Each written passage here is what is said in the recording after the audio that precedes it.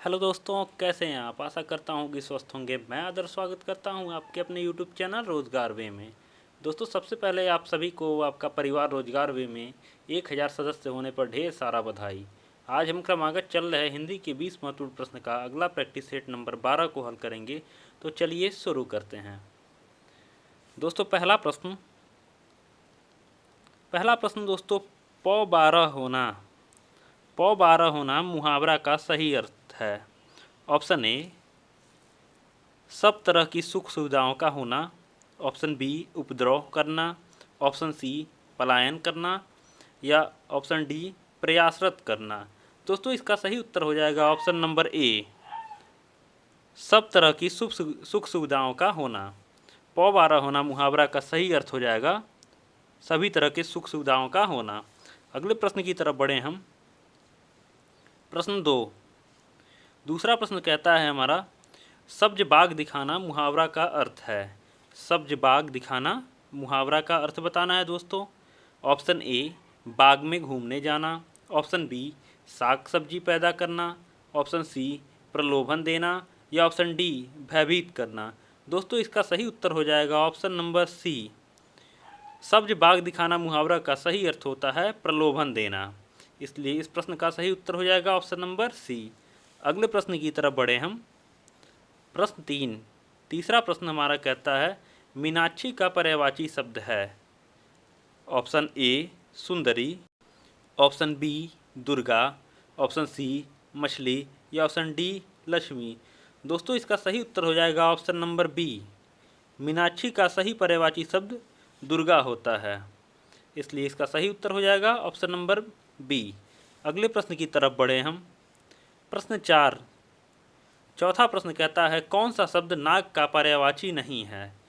इनमें से नाग का पर्यायवाची कौन सा नहीं है। ऑप्शन ए, सर्प। यह नाग का पर्यायवाची है। ऑप्शन बी, अहि। यह भी नाग का पर्यायवाची है। ऑप्शन सी, विषधर। ये भी दोस्तों नाग का पर्यायवाची है। जबकि ऑप्शन नंबर डी, तुरंग, यह दोस्तों घोड़े का पर्यायवाची शब्द है। ये घोड़े का पर्यायवाची शब्द है। तुरंग नाग का पर्यायवाची नहीं है। इसलिए इसका सही उत्तर हो जाएगा ऑप्शन नंबर डी। अगले प्रश्न की तरफ बढ़े हम। पांचवा प्रश्न दोस्तों, पांचवा प्रश्न कहता है, संपन्नता का विलोम शब्द कौन सा है। ऑप्शन ए, आपत्ति। ऑप्शन बी, निर्धनता। ऑप्शन सी, आफत। या ऑप्शन डी, विपत्ति। इसका सही उत्तर हो जाएगा दोस्तों ऑप्शन नंबर बी, निर्धनता। संपन्नता का सही विलोम शब्द निर्धनता होता है। अगले प्रश्न की तरफ बढ़े हम। छठा प्रश्न दोस्तों कहता है, विपरीतार्थक शब्द चुनिए। यानी विलोम शब्द इसमें भी बताना है किसका, शोषक का विलोम शब्द बताना है। ऑप्शन ए, शोषित। ऑप्शन बी, पोषक। ऑप्शन सी, पोषक। ऑप्शन डी, शोषण। दोस्तों, इसका सही उत्तर हो जाएगा ऑप्शन नंबर बी, पोषक। शोषक का विलोम शब्द शोषक, सही उत्तर हो जाएगा दोस्तों पोषक। शोषक का सही विलोम हो जाएगा पोषक। अगले प्रश्न की तरफ बढ़े हम। सातवां प्रश्न हमारा, गांधी का अर्थशास्त्र धर्म और रिक्त स्थान पर आधारित है। किस पर दोस्तों, अर्थशास्त्र धर्म और ए, अहिंसा पर आधारित है। या बी, न्याय पर आधारित है। या सी, यश पर। या डी, प्रशासन। दोस्तों, इसका सही उत्तर हो जाएगा, गांधी का अर्थशास्त्र धर्म और अहिंसा पर आधारित है। इसलिए इसका सही उत्तर हो जाएगा ऑप्शन नंबर ए। अगले प्रश्न की तरफ बढ़े हम। प्रश्न 8, आठवां प्रश्न कहता है, रिक्त स्थान, दृष्टि, राष्ट्रीयता का आधार है। ऑप्शन ए, धर्मनिरपेक्ष। ऑप्शन बी, धर्म सम्मत। ऑप्शन बी, धर्म सापेक्ष। या ऑप्शन डी, धर्मानुसार। इसका सही उत्तर हो जाएगा दोस्तों ऑप्शन नंबर ए, धर्मनिरपेक्ष। धर्मनिरपेक्ष दृष्टि राष्ट्रीयता का आधार है। अगले प्रश्न की तरफ बढ़े हम। प्रश्न 9, नौवां प्रश्न दोस्तों, वर्तनी की दृष्टि से शुद्ध शब्द है। यहाँ हमें शुद्ध शब्द बताना है। तो दोस्तों, इसका सही उत्तर हो जाएगा ऑप्शन नंबर सी, परीक्षा। इस प्रकार से लिखी जाती है। वर्तनी की दृष्टि से शुद्ध शब्द इसमें दोस्तों ऑप्शन नंबर सी होगा। अगले प्रश्न की तरफ बढ़े हम। प्रश्न 10वां प्रश्न दोस्तों, वर्तनी की दृष्टि से शुद्ध शब्द का चयन। यहाँ भी दोस्तों सेम वही देखना है हमें। तो इसका सही उत्तर हो जाएगा दोस्तों ऑप्शन नंबर बी, अनुगृहित। अनुगृहित दोस्तों इस प्रकार से वर्तनीगत शुद्ध होता है, इसलिए इसका सही उत्तर हो जाएगा ऑप्शन बी। आप चारों विकल्प को ध्यानपूर्वक देख लेंगे। अगले प्रश्न की तरफ बढ़े हम। प्रश्न 11वां प्रश्न, रेखांकित वाक्यांश के लिए एक शब्द का चयन करें। दोस्तों ममता कम बोलती है, इसमें कम बोलती है को दोस्तों रेखांकित कर दिया गया है। तो कम बोलती के लिए एक शब्द क्या हो जाएगा दोस्तों, समभाषी, बी मृतभाषी, सी मितभाषी या डी मृदुभाषी। दोस्तों इसका सही उत्तर हो जाएगा मितभाषी, ऑप्शन नंबर सी। ममता मितभाषी है, कम बोलती का के लिए एक शब्द हो जाएगा दोस्तों क्या, मितभाषी, इसलिए इसका सही उत्तर ऑप्शन नंबर सी। अगले प्रश्न की तरफ बढ़े हम। प्रश्न 12वां प्रश्न दोस्तों, विवेक ने श्रेष्ठ कुल में जन्म लिया। यहाँ भी रेखांकित किया गया है दोस्तों और एक शब्द बताना है, श्रेष्ठ कुल में जन्म लिया। ऑप्शन ए कुलीन, ऑप्शन बी समकालीन, ऑप्शन सी कुलश्रेष्ठ, ऑप्शन डी कुलभूषण। दोस्तों इसका सही उत्तर हो जाएगा ऑप्शन नंबर ए कुलीन। विवेक ने श्रेष्ठ कुल में जन्म लिया, श्रेष्ठ कुल में जन्म लिया का दोस्तों एक शब्द दोस्तों कुलीन होता है। अगले प्रश्न की तरफ बढ़े हम। प्रश्न 13वां प्रश्न दोस्तों हमारा कहता है, निम्नलिखित में से शुद्ध वाक्य का चयन कीजिए। ऑप्शन ए यह मेरा पुस्तक है। दोस्तों ये गलत है। ऑप्शन बी श्री कृष्ण के अनेक नाम हैं। ऑप्शन सी बंदूक उपयोगी शस्त्र है। या ऑप्शन डी बाघ और बकरी एक घाट पर पानी पीती है। यहाँ पीती नहीं दोस्तों, पीते हैं होगा तभी ये शुद्ध होता। यह दोस्तों बंदूक का उपयोगी शस्त्र, ये भी दोस्तों गलत है। इसका सही उत्तर हो जाएगा option number B, Shri Krishna के अनेक नाम हैं। इसका सही उत्तर हो जाएगा दोस्तों, शुद्ध वाक्य किसमें होगा, श्री कृष्ण के अनेक नाम हैं। सही उत्तर दोस्तों ऑप्शन नंबर बी होगा। अगले प्रश्न की तरफ बढ़े हम। प्रश्न 14वां प्रश्न, वाक्य के अशुद्ध भाग का चयन करें। वाक्य के अशुद्ध भाग का चयन करें। एक वाक्य है जिसको 4 ऑप्शन में दोस्तों विभाजित कर दिया गया है और चौथा ऑप्शन कोई त्रुटि नहीं है। इसे तीन भाग में दोस्तों विभाजित किया गया है और किस भाग में अशुद्ध है या त्रुटि है उसका चयन करना है।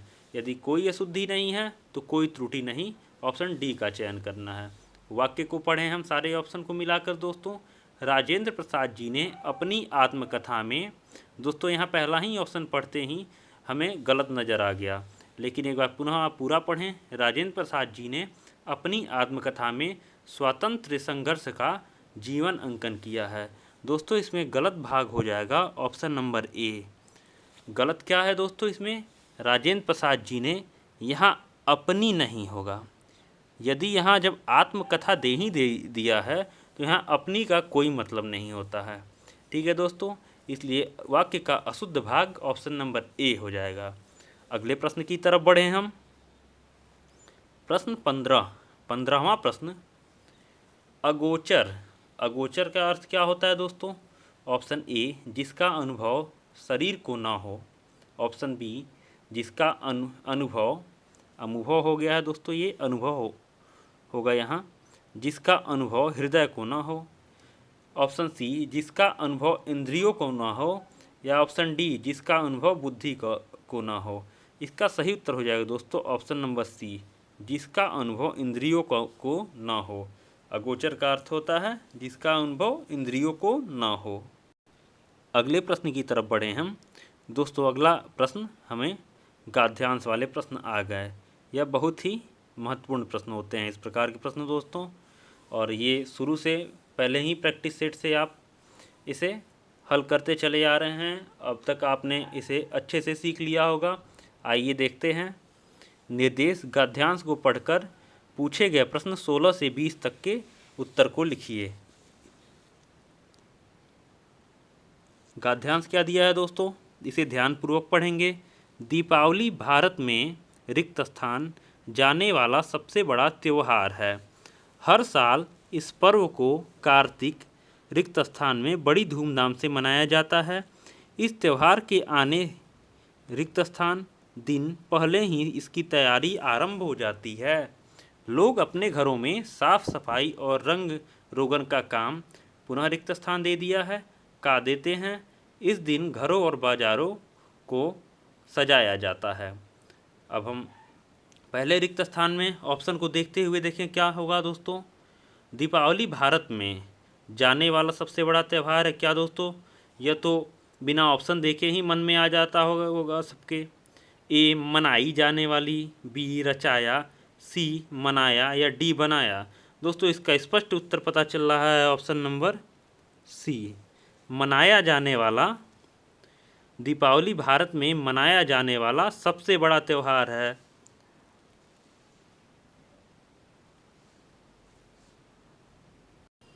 सोलह का ऑप्शन नंबर दोस्तों सी, एक के लिए हो जाएगा। दीपावली भारत में मनाया जाने वाला सबसे बड़ा त्यौहार है। हर साल इस पर्व को कार्तिक, अगले प्रश्न को देखें, कार्तिक दिन या कार्तिक सप्ताह या कार्तिक माह या कार्तिक वर्ष। दोस्तों आप सभी को पता होगा कार्तिक माह होता है, इसलिए 17 का भी आंसर ऑप्शन नंबर सी माह होगा। कार्तिक माह में बड़ी धूमधाम से मनाया जाता है। कार्तिक माह में भी बड़ी धूमधाम से मनाया जाता है। इस त्यौहार के आने के रिक्त स्थान दिन पहले ही इसकी तैयारी आरंभ हो जाती। क्या दोस्तों, इस त्यौहार के आने के क्या, 18वां प्रश्न देखें हम, इस त्यौहार के आने के हर दिन या एक दिन या सब दिन या कुछ दिन। तो दोस्तों इसका सही उत्तर हो जाएगा ऑप्शन नंबर डी, सही आंसर हो जाएगा दोस्तों इसका ऑप्शन नंबर डी, कुछ दिन। कुछ दिन कहाँ गया दोस्तों, इस त्यौहार के आने के कुछ दिन पहले ही इसकी तैयारी आरंभ हो जाती है। लोग अपने घरों में साफ सफाई और रंग रोगन का काम क्या करते हैं दोस्तों, समाप्त कर देते हैं, अच्छा कर देते हैं या आरंभ कर देते हैं या ऑप्शन नंबर डी खराब कर देते हैं। दोस्तों इन सभी ऑप्शन को देखते आपको स्पष्ट पता चल जा रहा होगा, आरंभ कर देते हैं। लोग अपने घरों में साफ सफाई और रंग रोगन का काम आरंभ कर देते हैं। इस दिन घरों और बाजारों को गंदा सजाया जाता है। ऑप्शन नंबर बी खूब सजाया जाता है, ऑप्शन नंबर सी खराब या ऑप्शन नंबर डी कम। दोस्तों इस दिन घरों और बाजारों को क्या किया जाता है दोस्तों, खूब सजाया जाता है, इसलिए इसका सही उत्तर ऑप्शन नंबर बी। अब सारे ऑप्शन को हम एक बार फिर से पुनः रिक्त स्थान में भरते हुए वाक्य को हम गद्यांश को पढ़ें तो क्या बनता है दोस्तों, आइए